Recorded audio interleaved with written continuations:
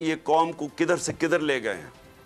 तो हकीकी आजादी मार्च रवां दवा, लाला मूसा में शानदार इस्तकबाल, पूरा शहर ही उमड़ आया। कायदीन ने कारकुनान का लहू गरमाया। शाह महमूद की जेर क़यादत काफिला अगली मंजिल की जानिब रवां दवा।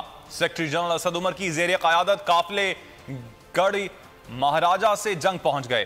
चर्ची ग्राउंड में जलसा, खिलाड़ियों का जोश और जज्बा उरूज पर पहुंच गया।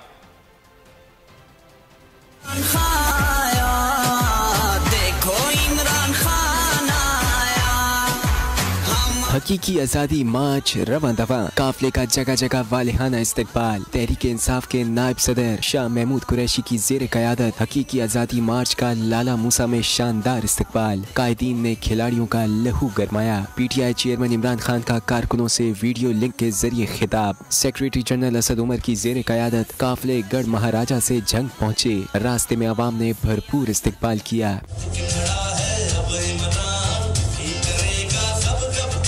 जंग के चर्ची ग्राउंड में सियासी ताकत का मुजाहरा। शहर में